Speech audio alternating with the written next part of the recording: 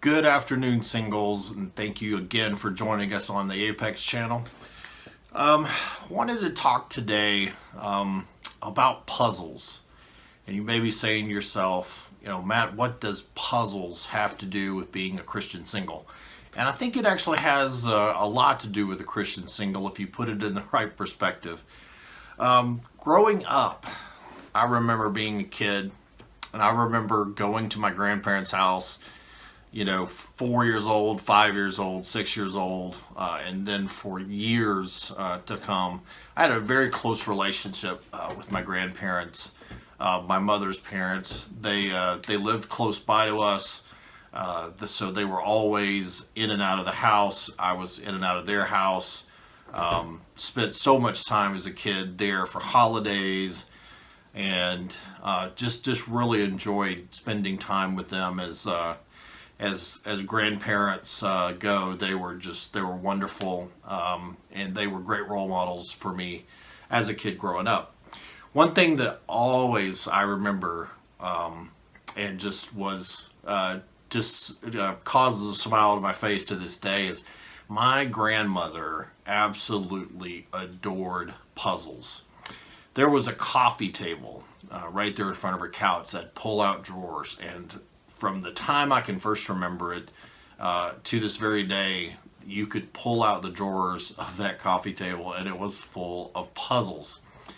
And I remember being just a kid, and I would look at the puzzles my grandmother was doing, and much too complicated for me. I would just sit there for hours and look at all the pieces, the hundreds and thousands of pieces, and I'm like, wow, I can make no sense of this. And then I remember my very first puzzle, very simple puzzle. And it had very large pieces. And I was like, wow, I can begin to see how the pieces go together, how the pieces interconnect, how they relate to one another, and how eventually they form a bigger picture. In the same way, as Christian singles, when we're new in our walk, the first thing we kind of notice is the big pieces. We think about the 10 Commandments. Do not murder. Do not bear false witness. We think about the big pieces, and we begin to digest our Christian walk in big pieces, and we a lot of times we focus first on the don't do's. Don't do this, don't do that. And whenever I've been involved with some of my friends that are in youth ministry, they say that's the youth ministries, they think that the biggest command in the Bible is thou shalt not, because they're always worried about what they can't do. Do not do this, do not do that. And that's a very, very early building block of our faith, is don't do this, don't do that. And so when we're new in our walk, we tend to take, if we focus first on the big chunks. And as a kid with my grandmother, the first thing I could actually, take on was the puzzles with the bigger pieces. And again, I could begin to, very young, make sense of how those interwove and interconnected and how they went together. Then, as I got older and life got more complex, and the puzzles got more complex as my brain grew and I matured and got to understanding more, I began to be able to take on the hundreds of piece puzzles. I could see how in a bigger picture, how some of the smaller pieces begin to go together, and how they interwove and how they connected one to another. And in the same way as our walk in Christian singles, as our walk matures, we begin to see, wow, there's actually more to it than just the big blocks. There's actually nuances inside, the big blocks. And when you read, books like Galatians, and you realize, wow, there's a lot of pieces to those pieces. It gets more complex, and sometimes we get confused, and sometimes we get discouraged in our Christian walk, because as we mature in our walk, we're like, wow, the pieces get smaller and they get more difficult, and how they go together is more intricate than we at first thought. And we sometimes we say, wow, our Christian walk is getting more and more complicated. There's more and more levels and more things for me to consider and think about. And we have to love our enemies. We have to turn the other cheek. So many of these things, it's like, wow, these are smaller pieces. It's not just the big pieces. It's more intricate than that. Jesus left us a legacy that's more intricate than all that. And then, just like as I was getting older and getting more mature, beginning to be more intelligent and grow and begin to get better understanding, I was able to really get into some very complex puzzles. Some puzzles with thousands of pieces and so much intricacy, and you could just barely see where that tiny piece fit in.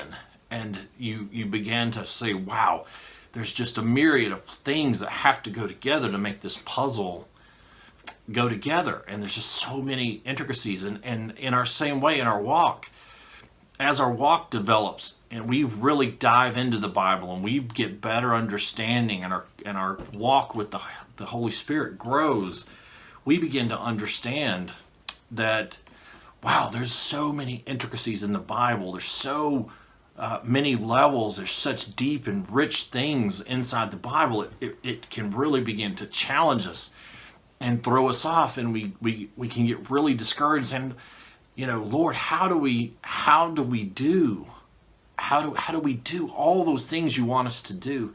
How do we put all that together? This giant puzzle that you left for us with thousands and thousands of pieces. How do we put that together? Well, both the answer to both questions, my grandmother answered it, and Jesus answered it for us too. My grandmother one day pulled me aside as I got discouraged with puzzles and how intricate some of them were, and I really wanted to take on the more advanced puzzles, but I needed more understanding. I needed to know how those pieces go together. And she said, son, let me show you. She said, sometimes if you just look at the box top and begin to understand how all the pieces fit together, then you get a better understanding of where each piece belongs. And in the same way, Jesus left us a box top so we could see how all those pieces really fit together. That box top is hidden in Romans 13:10. It says, love your neighbor because all the law is fulfilled in the love. You read that and you think, wow, therefore all the law is fulfilled in love, just by loving your neighbor.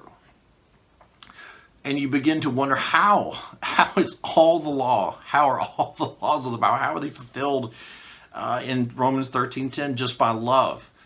And you have to understand it this way. That biblical box top is fulfilled in that, because if you love your neighbor, you're not going to steal from him. If you love your neighbor, you're not going to murder him. If you love your neighbor, you're not going to bear false witness against him. If you love your neighbor, you don't want to do anything that violates the laws that the Bible has for us against him, because you love him.